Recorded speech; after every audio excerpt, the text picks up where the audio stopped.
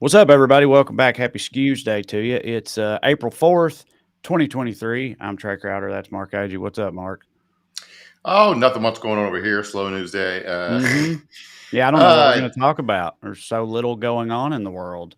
We just have to talk yeah, about Easter and stuff, I guess. Eggs, rabbits, yeah, things of that nature. No, bunch of shit going on. yeah. So yeah, good collapse of democracy in Tennessee. Trump got Mm-hmm. arraigned, and we actually got to look at the charges, which is fun. And a whole circus happened in New York and on cable news and everywhere. In other news, polls close at 6 p.m. our time in Wisconsin in the Supreme Court election.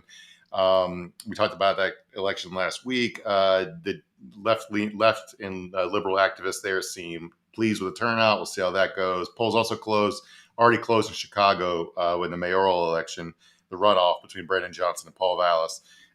So that's a really important election for people in Chicago.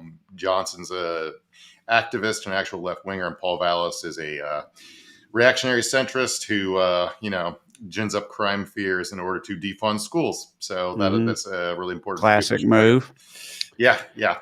So the Wisconsin thing, like people are optimistic. Yeah. That's we talked about all the reasons that's important for like trying to break up gerrymandered districts and the right to vote and not throwing the election to whoever the right wing candidate is next presidential election, all that shit plus abortion. Also wanted to send thoughts and prayers to people of the South and Midwest. We could rash tornadoes there. At least 32 people are dead. That's going to come up later because Biden, I'll let there. We'll get to it. But he apparently him being nice to people in the Midwest is cynical politics. Whatever. Mm-hmm. Also, update on a story we talked about on the bonus episode. So, if you guys missed that one, are on Patreon subscribers, this guy named Roy McGrath, who was the chief of staff briefly for Larry Hogan in Maryland until he got caught stealing a bunch of money from public coffers, was awaiting a trial in Florida. Well, the trial was going to be in Maryland, but he was had out in Florida. Wrote a fake book under a pseudonym, pleading his innocence with a fake identity. He was going to be busted for. Didn't show up for his court date. One of the lamb. Feds caught up with him in Knoxville, and FBI agents shot him yesterday and killed him. So it was hard to tell at first because they did that cop speak thing where like a man died in an agent involved shooting, and it's like, are they saying he killed himself? But Right. The agent shot him. Yeah, dude, this guy's life went pretty off the rails, huh? Gets accused of some shady shit in Maryland.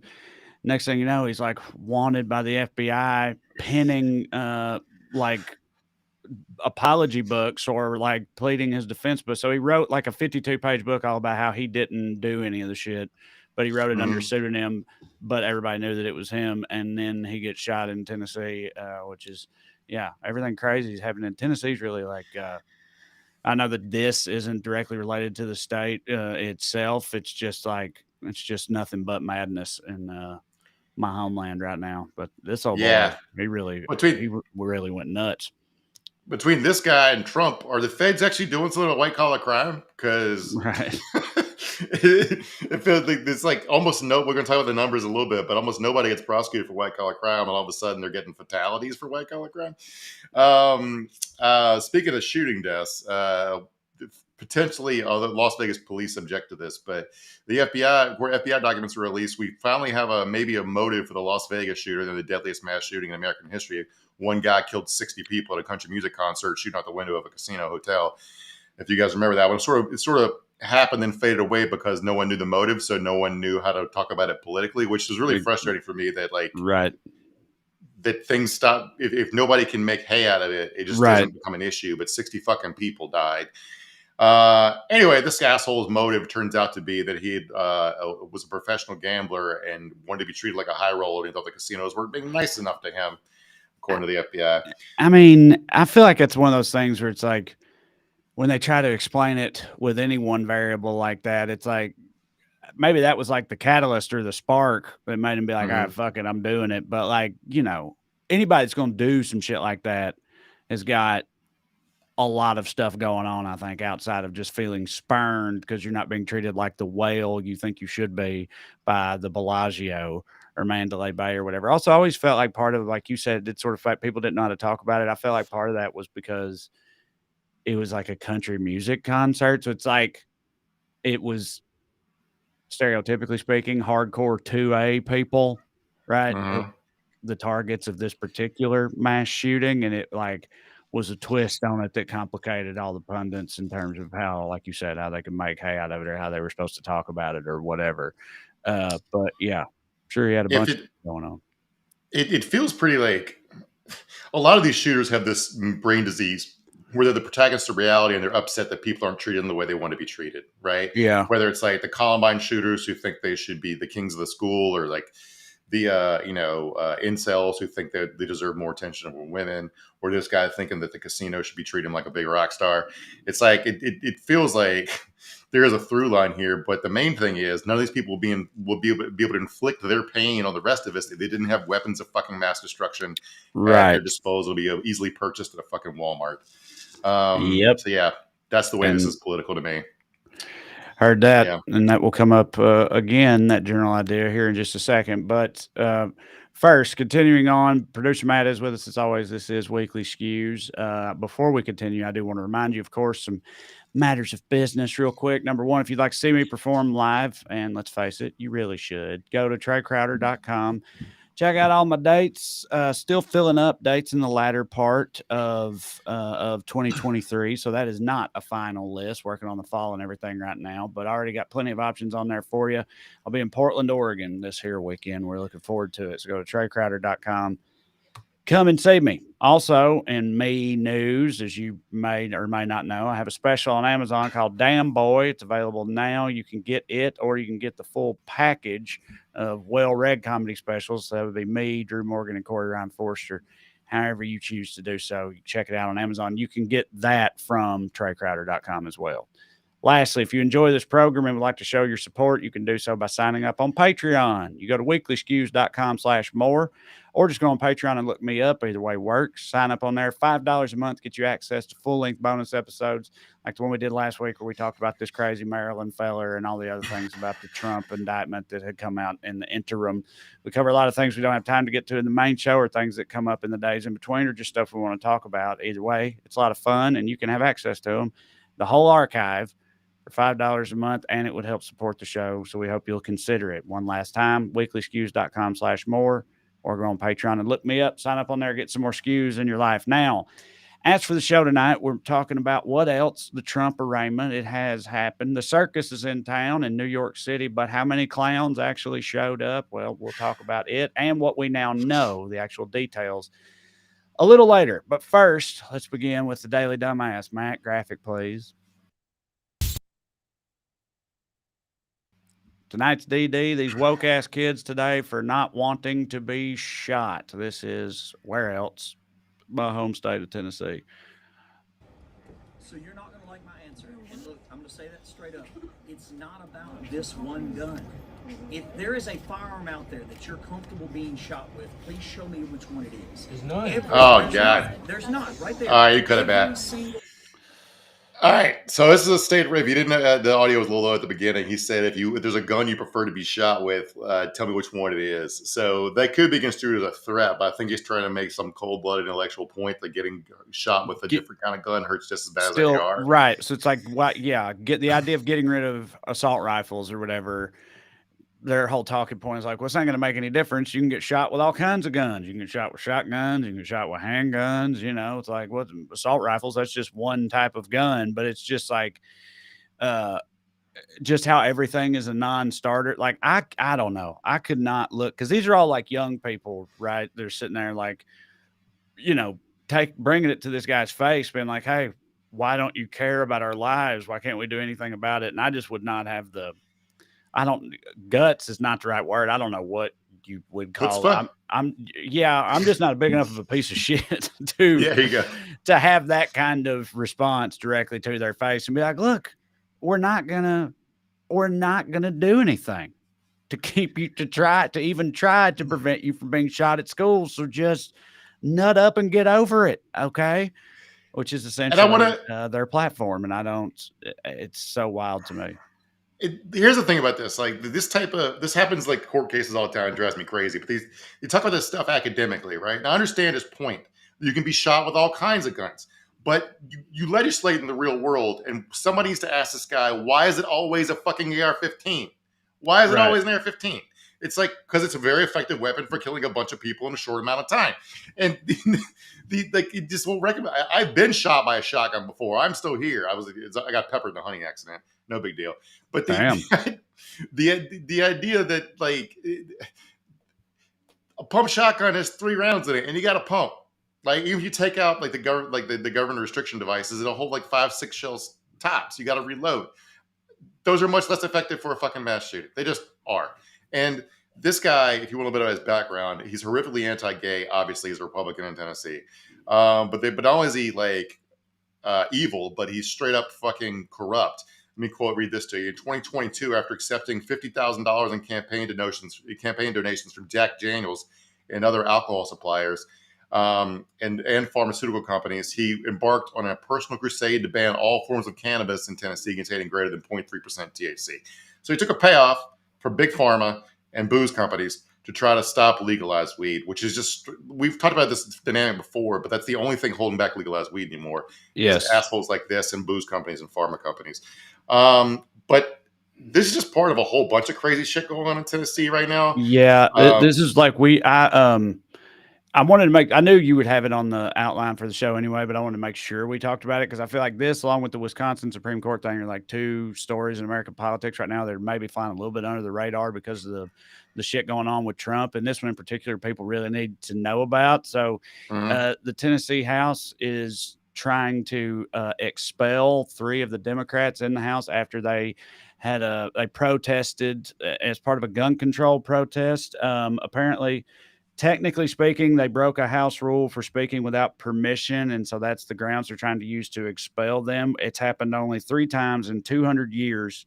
The 2 times it's happened in modern history, the lawmakers who were expelled literally committed crimes, and then the only other time was in 1866 when some lawmakers refused to come in to vote on the 14th Amendment. That's the only times that this has ever been done before, and now they are taking this action again because 3 Democrats in the state house had the gall and the audacity to speak up in defense of and support for, the kids of Tennessee who want to see some gun control measures. And that's pretty much it. That's really all they've done, and they're getting kicked out. I mean, this is like fascism in action. It's like abjectly non-democratic. Like these people were elected by the constituents to hold this job, and you didn't like the way they talked to you, so you're just gonna kick them all out, just carte blanche, just like that. I mean, it's egregious and it's horrific and it's bullshit, is what it is.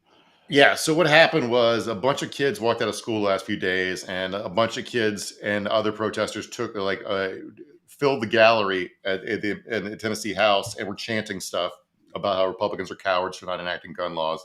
And these 3 reps took leadership of the chants, including taking a bullhorn onto the floor of the House.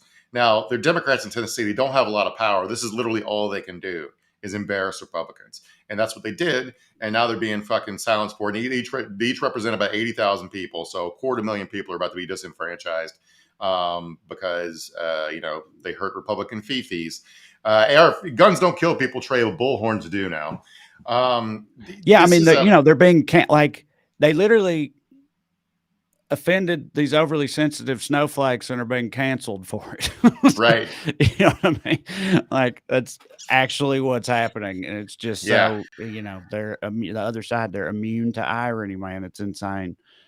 There's a bunch of without going into any sorts of specifics or even nearing specifics because we can't, because we don't betray confidence, is Matt has a bunch of organizing connections in Tennessee, and he's heard about a bunch of worse shit going on there lately that we can't talk about, but it's fucking horrific and it's getting bad. I wanted to talk about one bit of good news though. We talked about the drag ban there.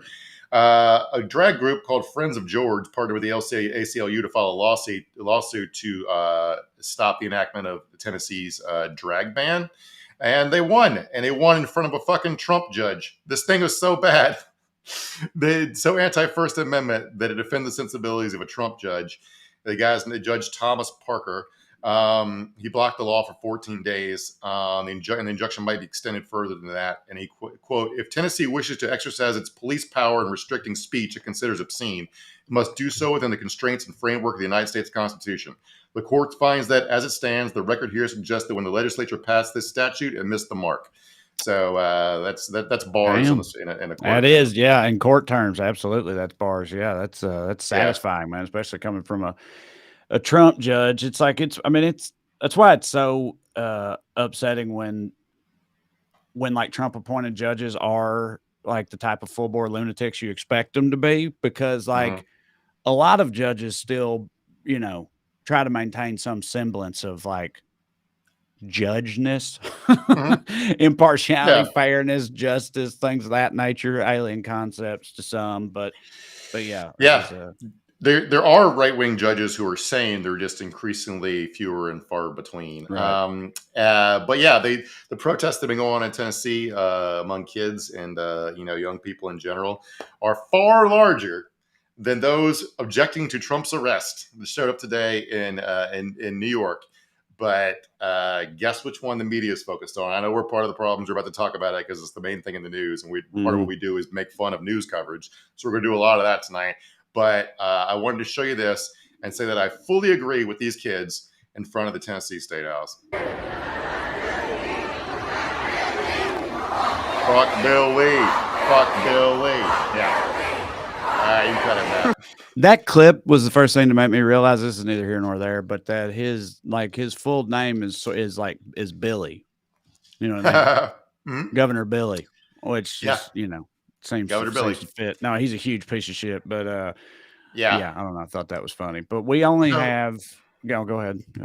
I'm just eyeballing that, but it looks like several thousand people at least. And if you guys are wondering how many people showed up in Manhattan today to protest for Trump, I saw the estimates between 20 and 50 people. We're talking about what we're valuing in society and what's important. This type of shit's fucking important. All right. Right. Whether or not one guy gets 6 months of house arrest for some fucking weird financial shit, he ought to pay his taxes. That's the crime here. But this is so fucking dumb. It is. Speaking of so fucking dumb, guess who? Marjorie Taylor Greene is our only honorable mention for Daily Dumbass tonight. Well, I guess, technically, the honorable mention is cops for trying to stop Nelson Mandela from making America great again. But this comes from Large Brain Marge in this clip right here. President Trump is joining some of the most incredible people in history being arrested today. Nelson Mandela was arrested, served time in prison. Jesus was arrested and murdered by the Roman government. There have been many people throughout history that have been arrested and persecuted by. I gotta say, one thing I'll give her is I'm kind of stunned that she didn't, blame the Jews. She talked about Jesus getting murdered, and she is who she is. And I feel like it took some restraint on her part to say the Roman government instead of the Jews, as I'm sure she probably actually believes. That's how low the bar is for her. I'm like, well, she could have done that, and she didn't. So at least there's that. Now this is fucking hilariously absurd. This shit keeps driving me. I saw another right-wing influencer or whatever on Twitter today. I guess Martin Luther King got arrested on April 4th one year. I don't even know if that's true, but that's what they said. They had a picture of Trump beside a picture of Martin Luther King, and it was like on April 4th, 1962 or something like that. Martin Luther King was arrested on April 4th, 2023. Donald Trump, coincidence or whatever, it kills me. It's like there's some pretty huge differences between these cases, between Nelson Mandela, Martin Luther King, and Jesus, and Donald Trump's case is like the audacity but I don't know, dude. It's so absurd. This is the dumbest timeline imaginable. And I don't know. I shouldn't say that. It's dumbest so far. It could get dumber. And it wouldn't surprise me. So we'll see. Yeah, I think we talked about this before, but in like 1800s New England, if a guy got caught fucking a sheep, they would murder the sheep too to prevent human sheep hybrids from being born. Yeah, No, I know. Things have always been pretty dumb. I've actually got a whole stand-up bit about how I don't think we're getting dumber just because of how dumb people used to be. So yeah, I mean that's what I tell myself, over and over again.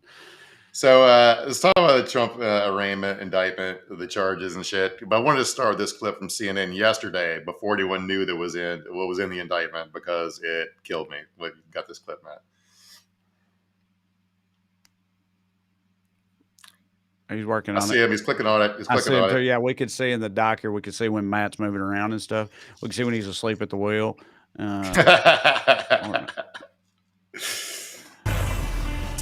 our politics lead a significant majority, 60% of the American people tell CNN in a new poll that they approve of the indictment of Donald Trump. Democrats are nearly universal in their support. A whopping 94% say they approve the indictment. 62% of independents say they favor. I was going to say, who are the 6% of Democrats who don't approve? But I wonder if it's like one. I saw my old buddy Bill Maher making the argument that it was not a good idea. Because it's like, no, you got to do. That's not the point, right? It's like if you broke the laws, fucking, you have to do it. But I'm saying maybe it's.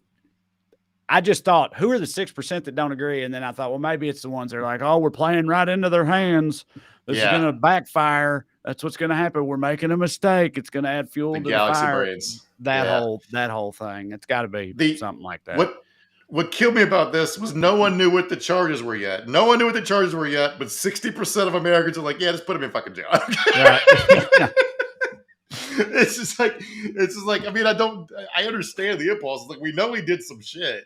I don't know the specifics of this, but we know he did a bunch of shit and it sucks. So like, yeah, but it's just like, that's how, like, we're a deeply authoritarian country all across the political spectrum. And I'm a total hypocrite on this because I'm basically a borderline prison abolitionist, except for like 5 people, and Donald Trump's one of them. Right. So Trump got arraigned today, and he has 34 felony charges. All 34 were falsifying business records in the first degree. It's basically 17 different crimes, but the 17 different crimes were lied about in 2 different places, in like Trump's taxes and Michael Cohen's taxes that the Trump organization filed. So that's my reading anyway. I'm not a lawyer, but so forgive my wading into legal shit here because I am only half understanding of it. What I do is I watch a bunch of Law and Order, and then I text Drew. So basically from August 2015 to December 2017, Trump orchestrated a scheme with others to influence the 2016 presidential election by identifying and purchasing negative information about himself to suppress publication and benefit the defendant's electoral prospects. So the reason they're bringing election stuff in this, we'll get to in a second, but there are basically 3 payouts here they're talking about. One was Stormy, one was Karen McDougal, who's the Playboy Playmate he had a long-term affair with. Stormy, he just fucked once as far as anybody knows. And third one was a doorman at an old Trump building who had a story that Trump fathered a kid out of wedlock in like the 80s or 90s. And he was trying to sell that story. The story appears to be utter bullshit, but they still took the act of covering it up. But they had what Trump did was he had David Pecker, who owned National Enquirer, pay for the rights to his story and then not run it. So they basically got it. Okay. Yeah. All right. I was wondering, I've been confused on where the National Enquirer guy came into it. So Trump like paid him to purchase the story, but then bury it. It's not even clear he paid him. It might have been done as a favor. Yeah. Okay. Because at first I thought that he was like one of the people that Trump like paid off or something. I was going to be like, fucking the National Enquirer. Like you know, let them say whatever the hell that, like, I didn't know they were breaking news anyway. You know what I mean? I thought they broke the John Edwards affair. Remember that? That was their story. Yeah, but I'm just saying they say all kinds of shit. I thought I had misunderstood and thought that he was like hushing them also, and I was like, I think I probably would just save that money. I get hushing the other people, but you know, the fucking Inquirer. But that's not the point. It makes sense that Trump's like on good enough terms with the guy that runs the National Enquirer to have like favors called in or whatever. It's funny. Yeah, there's not a shithead in the world that Trump doesn't have in his Rolodex. It's essentially what it comes down to. Right. But so Karen McDougal, they did the same. The National Enquirer, their parent company AMI, did the same thing with Karen McDougal, where they bought the exclusive rights to her story that never did anything with it. So what they basically did was they tricked these people into signing NDAs they didn't know they were signing when they were trying to tell their story instead of not telling their story. But that's not an element of the crime here. Basically, it said if you want to get into election fraud, finance, election donation schemes, they're saying the $130,000 that he paid Henry McDougal was like an in-kind election donation because it was intended to benefit Trump's campaign for president, but the donation was way larger than you're allowed to donate to a candidate, right? So all that's a part of it. They appeared to have audio tapes, probably from Michael Cohen, where Trump clearly states his intent, his motive to get elected, because he says that he doesn't even want to pay them. He's trying to delay payment until into the new year when he's already taken office, and he doesn't care if it becomes public. Right. So his argument that he's trying to protect his family and spare his wife's feelings doesn't make any fucking sense, because he didn't care if she knew about it, which, by the way, she already knew about it. Stormy had already given interviews about this shit way to In Touch magazine like 10 years earlier. He just, everybody had forgotten about it. He didn't want it back in the news as he was running for president. So anyway, all this seems pretty paint by numbers. Like when you do crimes on paper, the problem is they're on paper and you wrote them down.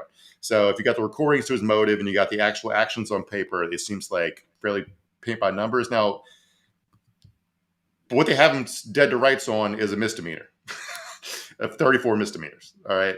Okay. Which is what's the difference? The vast amount of jail time. No. I mean, I'm saying you say they have him dead to rights on the misdemeanor. What's the I don't know. Just elaborate on that. I'm also law dumb. What do you mean? Like, they haven't said what they got indictments for the felonies, but it only becomes a felony if the falsifying business records is in furtherance of a second crime, and they haven't said what the second crime at. Everyone's guessing that, but they held some stuff back in the announcements, indictments. The best anyone's guess is in order to achieve tax benefits or achieve like we'll get to it in a minute, but New York law is written much wider and vaguer than federal law, where it's in order to obtain another benefit, it doesn't have to even be financial like tax benefits. It could be like reputational benefit that allows you access to say becoming president of the United States. All right. Okay. So but that's going to be a lot of legal haggling over that. Trump's next court hearing on this case isn't until December 4th. Yeah. Right? I mean, I guess I feel like anytime I've ever heard about, the gears of justice or whatever, I've always been taken aback at how, the glacial pace at which they move. So I shouldn't be surprised, but damn, December 4th. You rob a liquor store, you can be tried, convicted, and executed in the parking lot before you get in your car. Yeah. It's only, yes, absolutely. It's only the real every high profile case ever, it seems like, gets drug out and takes just a fucking eternity. It feels like to me. Yeah. Anyway, today was a lot of fun. I wanted to show you this police sketch because I have no idea whether the sketch artist hates Trump, but I would think so. That's the fucking Grinch trait. Yeah, 100%. That literally looks just like the Grinch. But why are they? Because I also saw a picture of him in there. Right? There's a picture of him sitting there. Does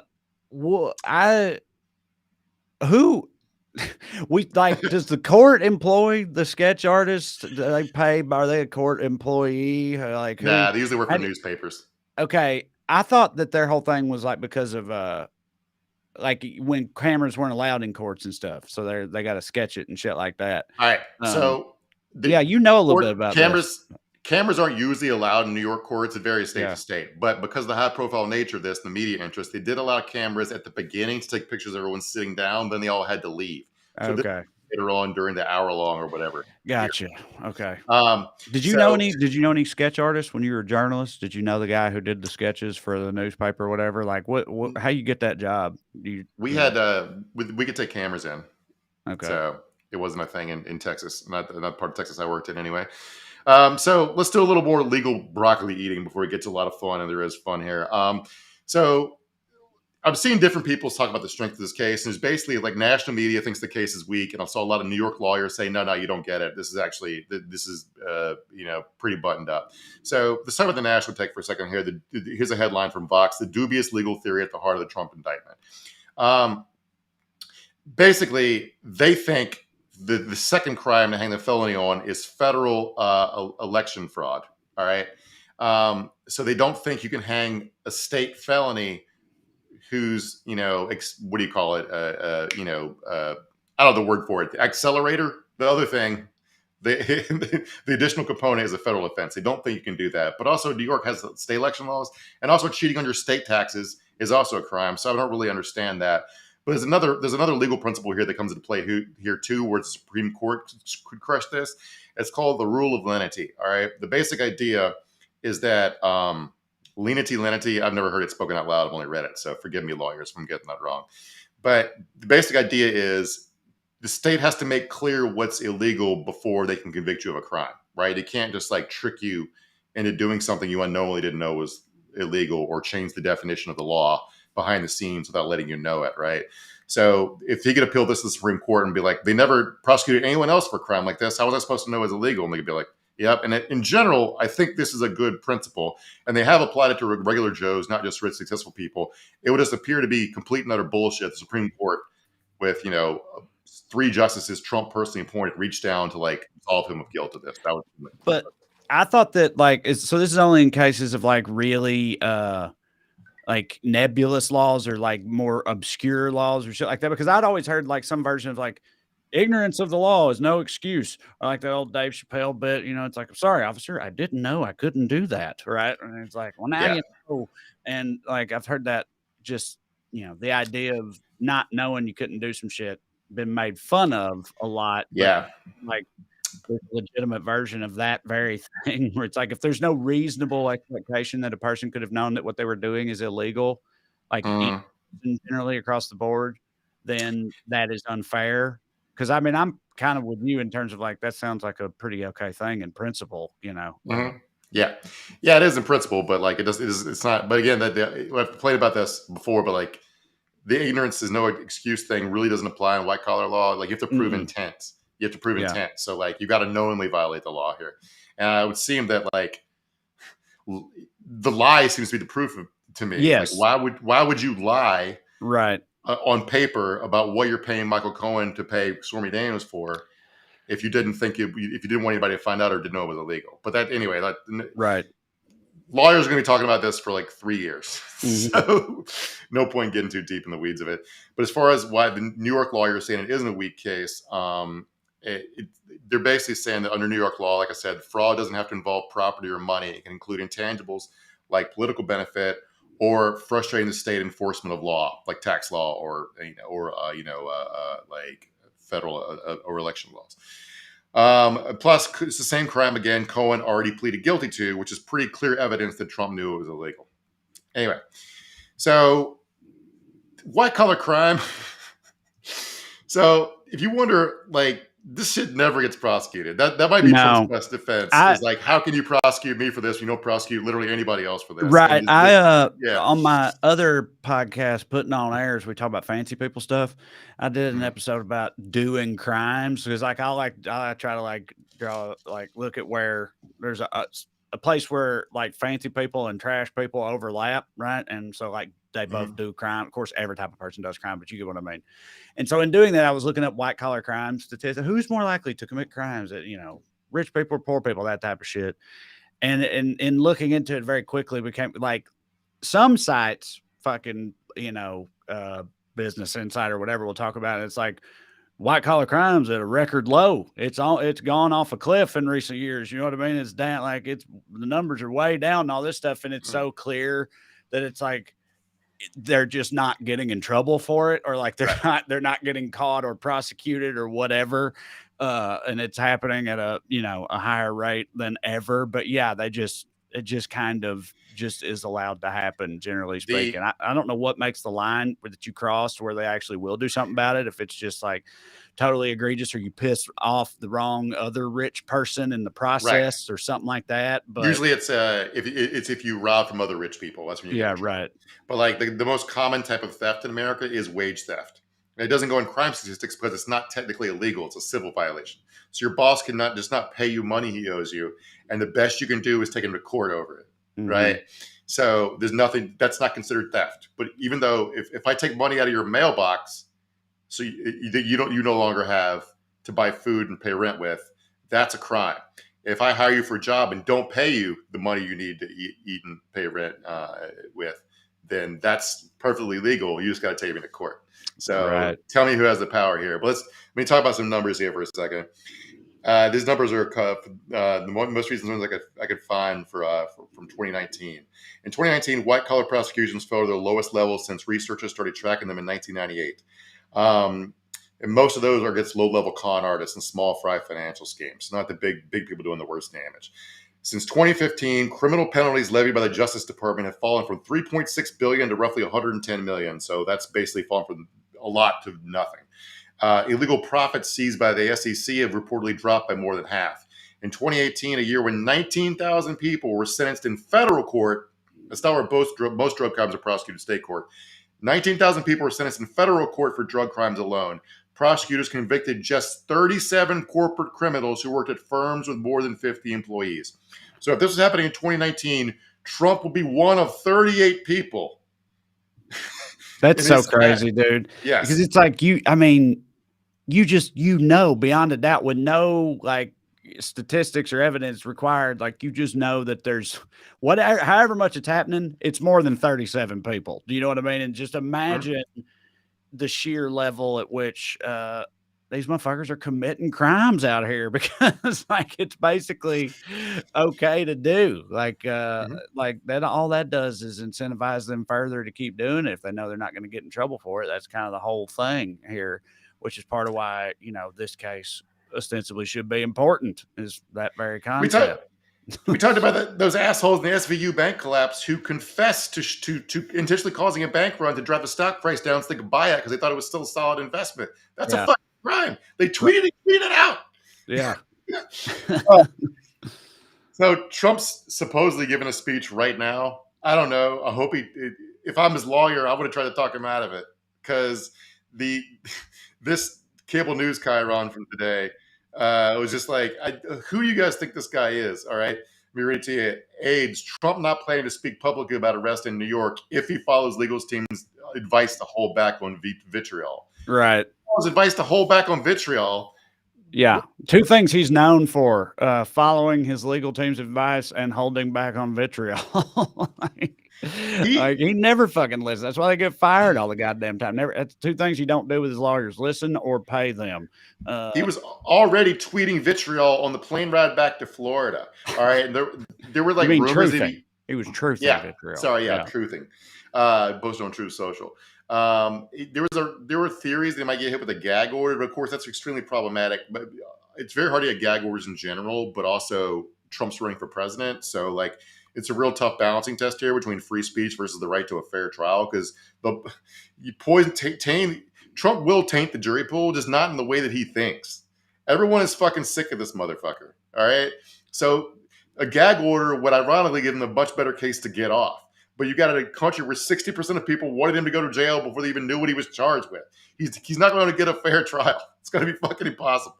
So, by the way, after the judge in the hearing told them to please watch the rhetoric, because Trump had basically threatened the life of DA Alvin Bragg and called him an animal, Don Jr. and Eric both posted a picture of the judge's daughter on Truth. I mean, all right. Good Lord. Keeping it classy, man. Like, yeah. Trump's defense attorneys opposed. This is so funny. Everyone's trying to act like this is a normal court proceeding. Trump's defense attorneys opposed allowing cameras in the courtroom. They wrote to the judge saying, "We have grave concerns that audiovisual recordings of tomorrow's arraignment will only further exacerbate an already almost circus-like atmosphere around this case."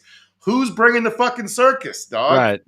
Yeah. Who's bringing the circus? He's the one that told the clowns to show up, you know? Like, right. And he encouraged them to show up and show their ass. Remember, Trump's lawyers complaining about the circus. They gave a long speech in front of the courthouse surrounded by the few Trump supporters, and they were there along with like thousands of media. And listen to these guys talk and ask me if they don't want the circus. That incites. Guys, here's what we're going to talk about today. That's a human leg. That's a mannequin leg. I don't ever say this case. And I will say this to you. Today's unsealing of this indictment shows that the rule of law died in this country. Because while everyone is not above the law, no one's below it either. And if all right. They're going to talk about the lawyer in a minute. Yeah, he's a fucking lunatic. But yeah, while he's talking, if you guys listen to the podcast version, someone's holding a mannequin leg over his head that has a wedding garter on it. I don't fucking know what's going on, but it's definitely circus-like to me. All right. Well, okay. I was going to ask, if I was just missing, like that hits for me regardless, but I was wondering if there was some added level of clever context or something that I was missing with the mannequin leg specifically. Okay. All right. Not that I can think of. Still hits. So let's talk about the circus. All right. So this is a regular day at the courthouse also. So a bunch of people were there just getting married. They already had their weddings scheduled. So they're fighting their way through this crowd to like get married by a justice of the peace. If you're there to get your divorce, at least they added some levity to it, I guess. There was, like I said earlier, there's way more media there from protesters. If you wonder what the vibe of the protesters was like, here's one guy who hit for me. If you got this picture, Matt. Or I guess Matt, I could see you in there. Somebody came up to me at a show after a show, and where was that? I was in Minneapolis. Somebody came up to me, and they had, I think they'd had a shirt made or something. We really should make more shirts. It says Trey, and then this is Trey saying this. It says Trey, producer Matt, throw up that graphic, and then it says producer Matt parentheses, not a damn thing happens for 45 seconds. The picture in the top right, Matt. Click on that for us. There he is. So that's an American man right there. Yeah, so he's wearing American flag bib overall shorts. No more respectful treatment of the flag in my imagination. No shirt under it. And also, those are pretty tight. I don't see an underwear line. I think he's going commando. Yeah. Oh, God. The one notable protester showed up. I think George Santos was there too, but he didn't talk or talk to anybody or anything. But Marjorie Taylor Greene was there, and she tried to give a speech, but another Trump supporter there, for some reason, had handed out whistles to everybody. So they're all tooting on their whistles.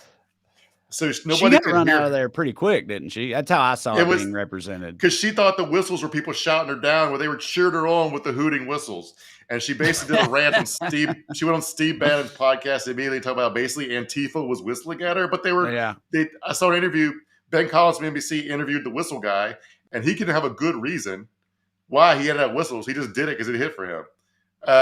Anyway, so George Soros distributed the whistles or something, and so Trump tried to gin up all this fucking violence. And I read an interview with an expert who follows online right-wing radicalism.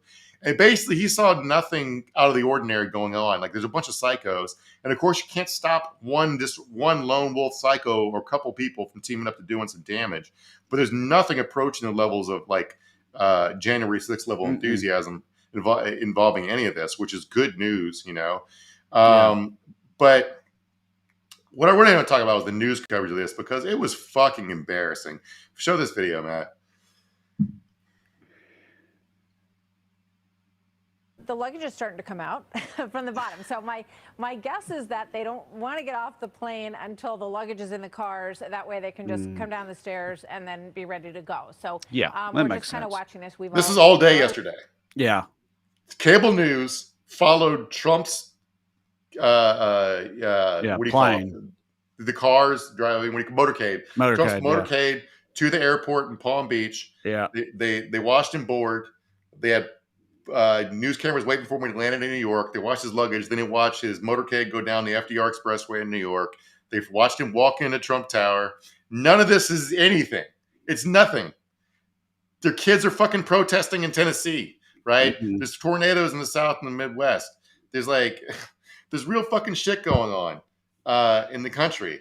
And they can't let this go. Again, the poll we showed up top, 60% of Americans want this guy to go to fuck away, and they cannot let go of him. But this is pretty much the peak of CNN's coverage. Let me quote a reporter here. There are so many doors in this courtroom, many hallways to these doors, so there are many doors to choose from. They were just doing an open-ended discussion about which door Trump was going to come through. Yeah, insightful stuff there. I mean,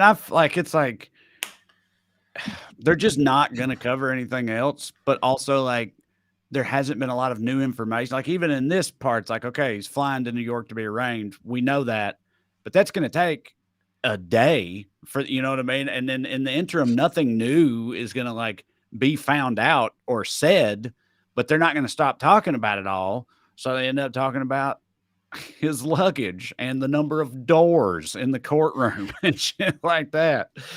It's pretty pitiful. Yeah. And that's our left-wing they're still Trump obsessed. They're Trump obsessed from like CNN's like gawks him like a zoo animal. MSNBC is addicted to like shitting on him, and then Fox who hates him behind the scenes, but their audience loves him, so they're caught in this fucking middle lane where they can't not defend him, which looks like this when it filtered through the eyes of Tucker Carlson. What is this? Well, the name of this system of governance is anarcho-tyranny. You get state-sponsored anarchy accompanied by political tyranny. What is this? Okay. State-sponsored anarchy, Trey. Yeah, imagine something like that. State sponsored. How horrific would that be if people, if the state instigated an anarchist, an bunch of fucking anarchy, especially if like it happened at the Capitol or something like that. That would be really crazy. Instead of in Manhattan, but yeah, tyranny of anarchy isn't a thing. Like I'm not an anarchist. No, they're like, opposite. They're right. We want no governments. Right? There can be no tyranny. Tyranny, right? Yeah, exactly. Anarchy's the lack of tyranny in its extreme. Right. Yeah. Right. So by the way, the language he was using there is state-sponsored anarchy. Was created by a white nationalist in the 90s. Like this guy's like a well-known white nationalist writer, and it first showed up in a magazine screed where he was ranting about the evils of seatbelt laws. There you go. All right. So I would advise everyone to please stop watching cable news. Like it just makes you fucking dumber, man. There's nothing there's nothing there worth talking about. Except to make fun of like we do. But I read this piece today called, the title of it was "The More You Scroll, the Less You Know," and I quoted this Jackson Browne song from the 90s, pretty presciently called "Information Wars." Where he talked about the comforting glow of the living room TV set. It says, "You get the world every night as a TV show. The last spin on the shit we're in, blow by blow. And the more you watch, the less you know." And I was like, yep, that pretty much sums up the era we're fucking in. Yeah. Because even if you like watch, these people will talk about the charges, but they won't even go into the legal analysis that I tried to give, where it's actually what's good, like what's actually in this shit. They won't even do that. They just talk about the political effects of it. All right, so let's talk about Trump's lawyer, the guy with the leg over his head. His name is Joe Tacopina. Great name. All anyone knows about the guy is like basically his client's been in the past, and he's been in the news a bunch before because he's had a lot of high-profile clients. But Trump's other lawyers don't like him. Here's a headline of the Rolling Stone: Trump's team blasts his lawyer as dumb loudmouth. A third source familiar with the matter calls Tacopina such a freaking idiot. Well, he sounds perfect for the job to me. Also, I don't know. I can't be surprised at this point. Trump's not picking from the cream of the crop anymore. You know what I mean? Like, how many lawyers has he ran through in his time there, and how many times they come out and said he never paid them and all that shit? Like, you're gonna end up. But this dude's had some high profile stuff though. Yeah, Meek Mill. I represent Meek Mill, who Meek Mill was getting railroaded. So this guy helped to get him out. Good in for that. He represented Alex Rodriguez, the legendary Yankee / Texas Ranger / Seattle Mariner. He won both those cases, but he also had a pretty high profile flame out with former New York Police Commissioner Bernie Kerik, who's a grade A shitbag. And so no idea why those two hate each other, but Bernie Kerik's a big Trump supporter, so I don't know how they're all working that out. But he also helped Lilo Brancato, who's the guy who played You remember Matthew Bevilacqua in The Simpsons? The Sopranos. The Simpsons, The Sopranos. I'm tired, Trey. So the actor who played Bevilacqua, he's the guy that Tony and Big Pussy killed for taking a shot at Chris in, I think, season 2. That guy, it was him and Big Pussy. It had to be, but anyway, it doesn't matter. Go ahead. Yeah, doesn't matter. Lilo Brancato was the actor who played him, and Joe Tacopina helped this guy get off for killing a cop. He killed an off-duty cop. I wonder what happened to that guy. I didn't know he got into drugs and killed an off-duty cop. Yeah, I never heard that. I didn't know that was a thing. That's why. Or if I had heard it, I'd forgotten it. But yeah, dude, Tacopina. What a why. It's like I wish that was his middle name. His last name was Colada. Tacopina Colada. Sounds like just a fun night out at your local Mexican place, anyway. He also represented Jorn Vandersloot in the disappearance of Natalie Holloway. So really like a good, just an eclectic grab bag of various types of shitheads here, except for Meek Mill, who rules. So that's the guy in charge of Trump's legal defense. Let's talk about his political defense for a second. Previously mentioned this clip. This is Will Kane on Fox News. While everyone is talking about Trump's indictment, he's out of his basement and he's on his best behavior. Today, he went to visit tornado victims in Mississippi, and he's trying to paint a picture for the American people. One of us is here to help you. The other one is about to get arrested. It's all very calculated. What? That's reality. Yeah, that's just fucking reality. Yeah, right. It's like that. What? I don't understand what that was supposed to be. Like, do you know what I mean? Like you said, it's like that didn't make any sense to me from the perspective of it being on Fox News is what I'm saying. It's like that. Yeah. I don't understand how that's supposed to. It's like, yes, that is what he's doing. One of us is here to help you. The other one is going to be arrested. Oh, it's because it's so calculated. It's calculated and political and cynical. That's what they're saying. Yeah. Like, look, it's unfair off of it, and that's why they're mad. It's unfair for you to do the right thing if it also benefits you. Right. Yeah. Right. Yeah. That's just cynical. Yeah. Right? Yeah. Okay. So we're running out of time, Matt. We can skip these last few videos. I'll just describe them real quick. So another defense is essentially Stormy's a greedy whore because she's already profiting off this by selling sex toys and shit, which is fine. That's the American way, baby. But by the way, while they're calling Stormy a greedy whore for profiting off this, Trump already claims he raised $4 million off the indictment, and his campaign is offering free T-shirts and donations above a certain threshold.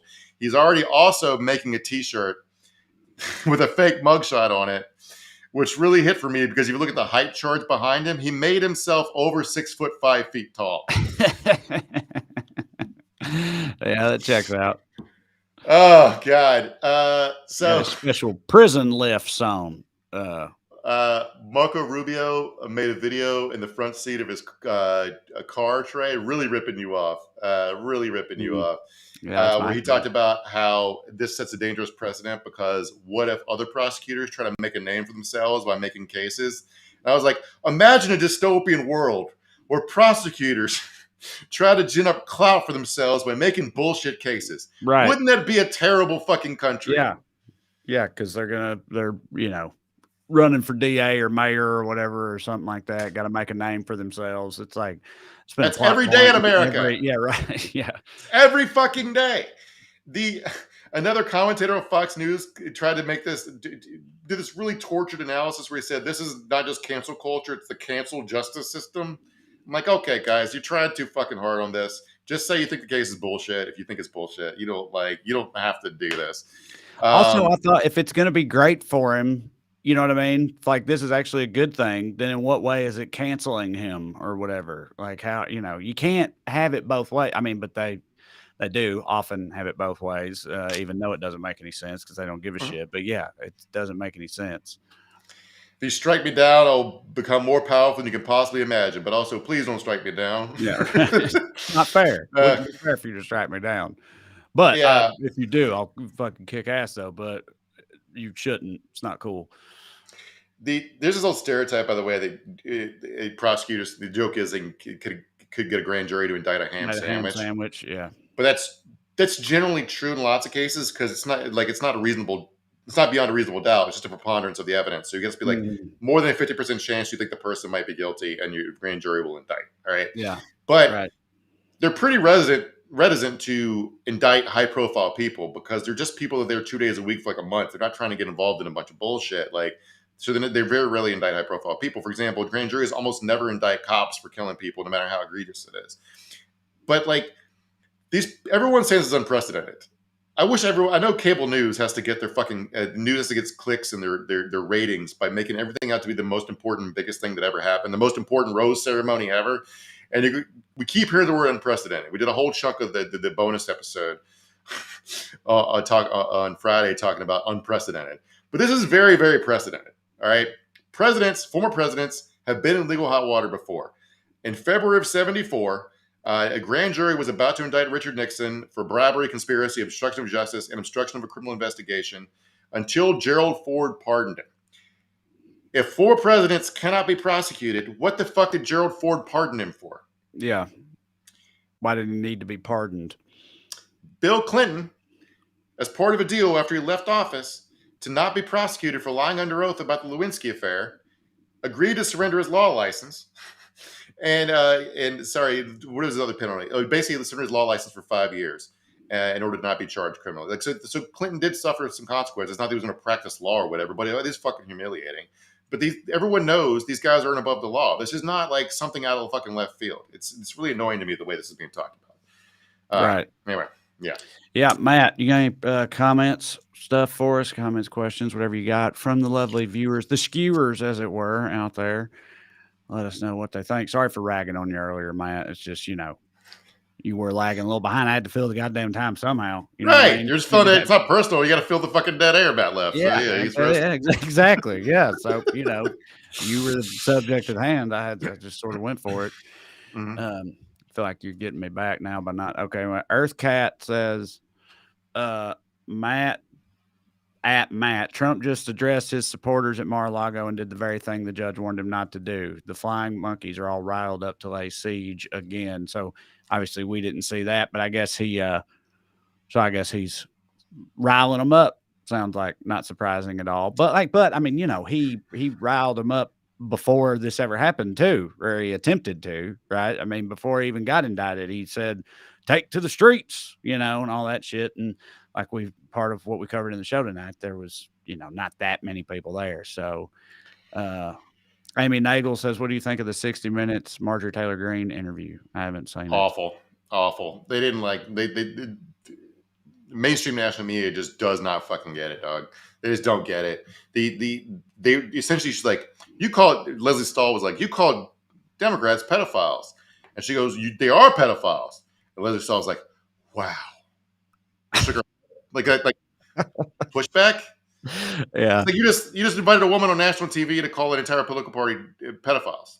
Right? Yeah. She asked her about the Parkland saying the Parkland shooting was a false flag. She denied saying it and said, but I have a fact check. She later, I have a fact check. Like, what goes your fact check when you invited her on to lie? It's like, and they talked about, they used all these positive branding buzzwords. Like, she's a firebrand who fights for what she believes and she won't back down. The Maverick. Yeah. Nicole Johnson part of the interview where she showed off how strong she was in CrossFit. Yeah. Nicole Johnson says, hit that like button, everybody. Thank you, Nicole. I always forget. Like, share, subscribe. Leave us a 5-star review if you listen to the podcast version of it. Or hell, even if you don't, even if you don't ever listen to the podcast version, you can still go subscribe to the podcast version and leave a review. Because all that silly internet shit helps. Mary Whalen says, Matt, we love you. Matt is one who put that up there. Look at this. Look Matt's what he's doing. Fucking time Look out. what he's doing right now. Yeah. Cat Carademo says, we love you, Matt. He's put this. You guys realize this is Matt who's putting these up here.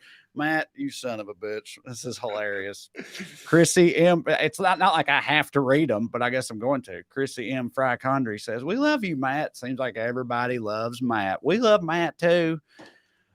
Just busting his B words a little bit. Anna LA says, how are you feeling about DeSantis' chances now? He's more dangerous than Trump. I mean, it seems like he's getting wrecked at this point. I saw that. I can't remember where the poll was from, but it was a poll that was trending on Twitter that said since the indictment, Trump was up like 9 points or like 12 points and DeSantis was down 9 or something like that. Like it had gotten even more lopsided over the past, few days since this came out or whatever. So these guys are in such handcuffs when it comes to Trump. Like if you just you're running to be the leader of the free world, show some fucking balls. I mean, balls metaphorically, obviously. I'm saying a woman can show balls too, but I'm saying like, just be like, even if you want to do the dumbest route, you could be like, I'm man enough to defeat the New York DA, whereas Trump is too weak. And then what he's going to say. Right.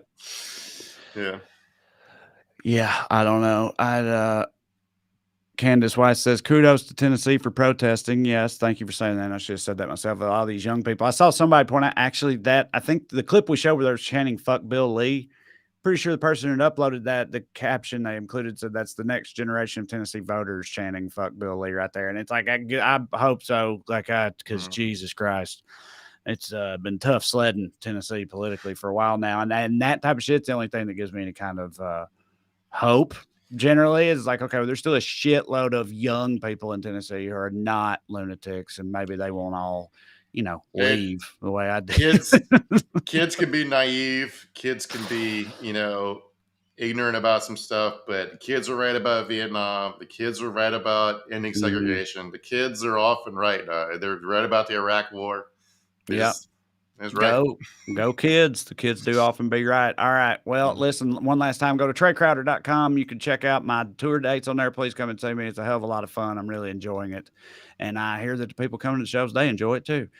And also on TreyCrowder.com, you can find a link to my Amazon special, Damn Boy. Lastly, go to weeklyskews.com/more or go on Patreon and look me up. You can sign up on there, get bonus episodes of this show, every one we've ever recorded, and the ones we do in the future for $5 a month, and support the show in the process. Either way, as long as you keep coming back on Skews, we'll keep coming here and skewing. So we love you.